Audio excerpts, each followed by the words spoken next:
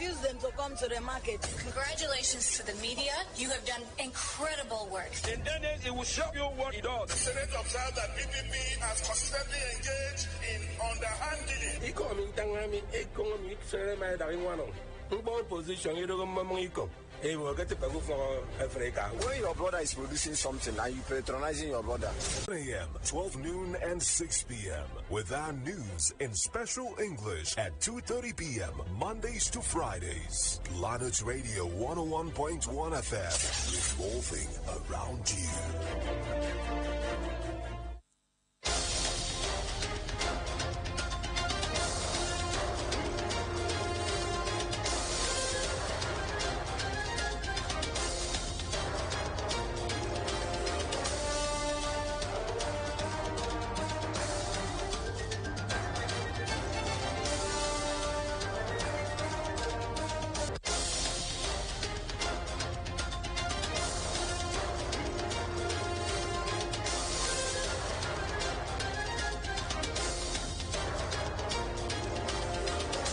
It's the news at noon.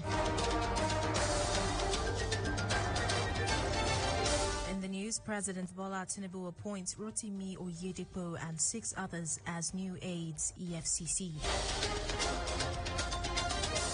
Federal government to tackle decline in school enrollment. Senator Ali Ndume calls on President Bola Tinubu to sign executive order on unexplained wealth. On the foreign scene, U.S. says Israel must protect Gaza civilians as calls for aid grow. The world of sports, manager Jurgen Klopp says Liverpool win dedicated to Luis Diaz.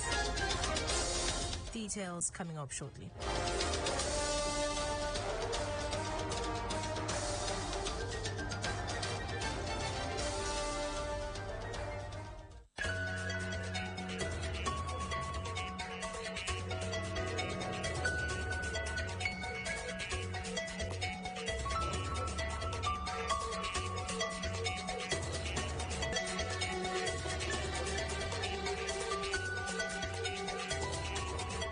Good afternoon and welcome to the news on Planet Radio 101.1 FM. Yo.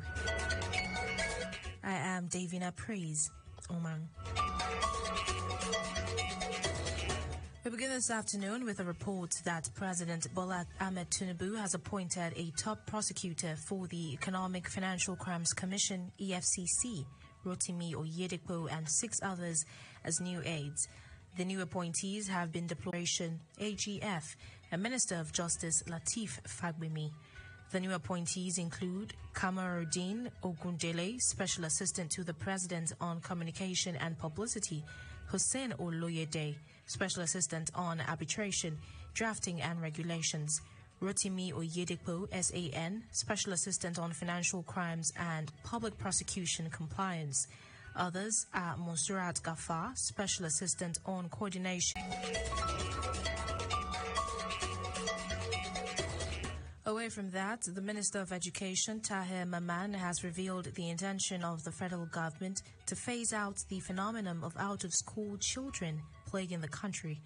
This as he lauded the Akwa Ibom State Governor, Pastor Umo Eno, for basic education infrastructural development in the state. The minister, who was in Uyo for the University of Lagos 1980 comment during a tour of the remodeled Embassy Way, Uyo. Maman said he was impressed by the initiative and imprints of the state government, describing the gesture as creating an attractive environment and enticement to boost school enrollment. The minister said it was in line with President Bola Tinubu's vision of reversing the decline in school enrollments, adding that there was a need for collaboration among the local government, state and the federal government to get it right. On his part, Akwa Ibom said his target is to replicate the model school across the 31 local government areas, adding that the model will be complemented with teachers' training to ensure a complete in the state. He stated further that his administration is committed towards rural development and an upgrade in primary schools and healthcare facilities as a strategy to attain rural development.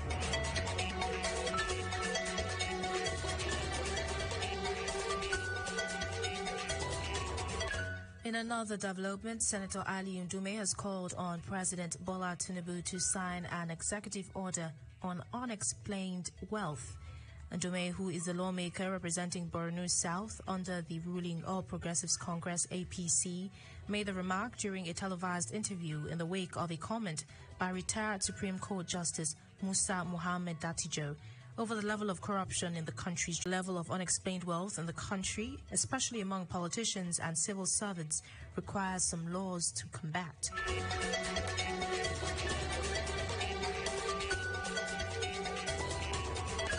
Away from that, the Nigeria Labour Congress NLC has threatened to boycott its meeting with the federal government on Monday, October 30th, 2023, should the Minister of Labour, Simon Lalong, attend it. The president of NLC, Joe Ajero, issued a threat while fielding of workers in Imo State. Ajero criticized Lalong for not being able to establish a cordial relation. Labour unions and the government have been in negotiations over their planned industrial action owing to the removal of fuel subsidy. According to him, approximately 10,000 pensioners have been wrongly, resulting in over 22 months of unpaid pensions, while about 11,000 workers have been branded by the Imo State government as ghost workers. The NLC president also lamented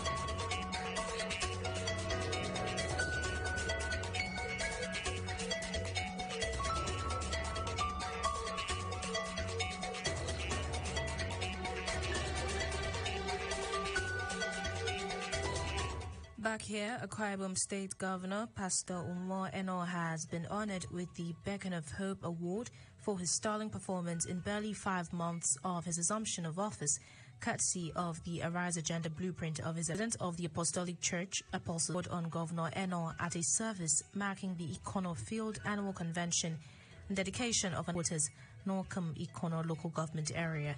Speaking at the service, Governor Eno appreciated the Apostolic Church and by extension the entire Christendom for acknowledging the strides which has earned him the award. He commended the church for the support given to him during the electioneering period that saw to his emergence as a state leader and pledged not to disappoint them. Governor Eno, who appreciated the newly built magnificent edifice, attributed the elevation of the church members to the unprecedented transformation witnessed in the church and prayed God to make the edifice for heaven to reward their investment in the building with a generational blessing. He therefore donated a purse in aid of the church project. Earlier, the progenitor of the bill, Koro, had thanked Governor Umar and assuring them of God's unending blessings.